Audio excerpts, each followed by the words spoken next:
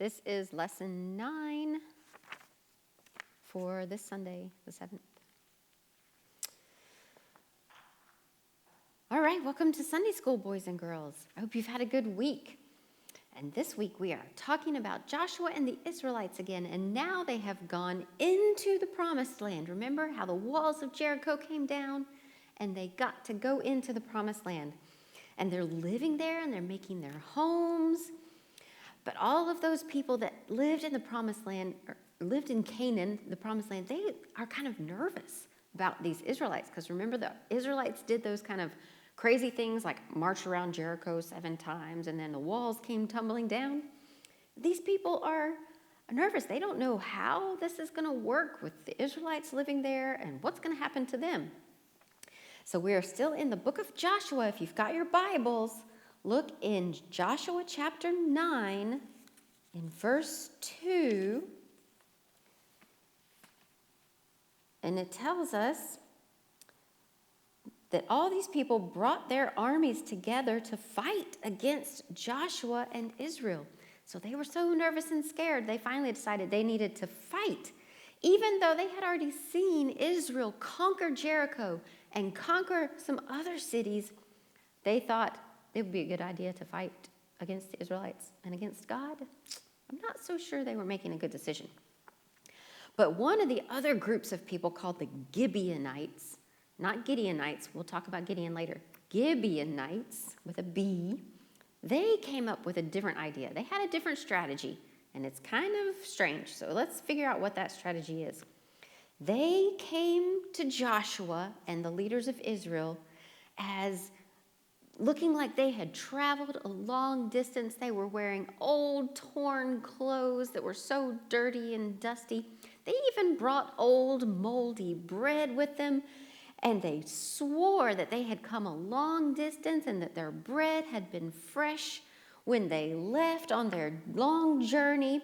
Their sandals and shoes were all worn out, and it looked like they really had come from a long ways. So they came to Joshua, and in verse 9, we hear what they say. They answered, "We've come from a country that's far away. We've come because the Lord your God is famous. We've heard reports about him. We've heard about everything he did in Egypt. We've heard about everything he did in Sihon and Og. They were the 2 kings of the Amorites. They ruled east of the Jordan River. Sihon was the king of Heshbon, and Og was the king of Bashan. He ruled in Ashtaroth. Our elders and all the people living in our country spoke to us. They said, 'Take supplies for your trip. Go and meet the Israelites and say to them, we will serve you. Make a peace treaty with us.'" So they wanted to go make a peace treaty with Joshua, but they are tricking him because they didn't really come from a long distance. And so Joshua, well, he did some checking. He checked out their story and it seemed legit. But there was one other really important thing that Joshua needed to do that he forgot to do. He didn't ask God for guidance. He didn't ask God to help him make this decision. So based on what he saw and the evidence that he had, he made this treaty with the Gibeonites that they would be peaceful with them and they would not kill them. Well, then just a few days later, Joshua found out that these people, these Gibeonites, were not from very far away. They were from right down the road. They were their neighbors. And Joshua had just promised to protect these people and to not kill them, and found out that they were liars. They had lied about everything they said to Joshua. So Joshua and the Israelites really wanted to go and attack them and punish them for what they had done, but they did not want to break their promise. They had made a promise and they were going to stick to it. So let's see what Joshua verse 21 says. Joshua chapter 9, verse 21. They continued, "Let them live, but make them cut wood and carry water to serve the whole community." So the leaders kept their promise to the Gibeonites. So what did they make them do? They made them work for the Israelites, made them cut wood and carry water in return for their protection because they had not been honest with Joshua. Well, that was at least better than being killed. So they did it.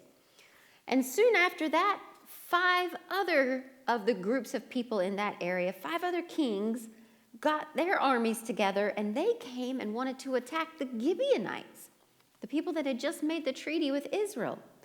And so who did the Gibeonites call on for help? They called on Joshua. They needed the protection of Israel's army. So Joshua that time got his army together, and he even prayed to God. This time he remembered. And God told Joshua, "Don't be afraid of them. I have given these armies into your hand. None of them will be able to stand against you." So Joshua must have felt better after that. It was a good thing he prayed to God this time. And God did just what he said. He helped Joshua protect the Gibeonites against these 5 other armies, even though the Gibeonites had not been very honest. So Joshua's army had marched all night to get to Gibeon, and they surprised the enemy armies and threw them into a panic. And God also threw the armies into confusion. It added even more panic to those enemy soldiers, and they just started running around everywhere. They were so confused. And Israel's army ended up chasing those armies back down the road where they had come from. But they didn't get away, because then God intervened again. God sent huge hailstones from the sky that fell on those armies and stopped them in their tracks, so they couldn't get away. And that's in Joshua 10, chapter 10, verses 12 through 14. And we'll see what else happened as well. The Lord threw large hailstones down on them. The hailstones killed more of them than the swords of the Israelites did. So the Lord gave the Amorites over to Israel. On that day, Joshua spoke to the Lord while the Israelites were listening to him. He said, "Sun, stand still over Gibeon, and you, moon, stand still over the valley of Ajalon." So the sun stood still, the moon stopped. They didn't move again until the nation won the battle over its enemies. You can read about it in the book of Jasher. The sun stopped in the middle of the sky. It didn't go down for about a full day. There has never been a day like it, before or since. It was a day when the Lord listened to a mere human being. Surely the Lord will fight for Israel. So what did God do in addition to sending the hailstones? Joshua prayed for the sun to stop in its tracks so that the day wouldn't end. And Joshua and the army could defeat all of those other armies in one day. And God did just that. He stopped the sun, made it stand still so it wouldn't go down. The sunset didn't come, and the moon didn't come up until the armies were defeated and Joshua had won. And so that was an amazing thing that God did that day. And there's never been anything like it since. So let's remember, whenever we have a tough decision to make, we need to remember to pray to God, and God will give us the answers before we make a big mistake like Joshua did. Even when Joshua had asked God to help protect the Gibeonites, those people who had tricked him, God still did what Joshua asked. God did amazing things. So I want you to remember to ask God for help in your decisions, and He will always show you what is best. All right. Have a good week and make good decisions and pray to God for your guidance, and I'll see you next week.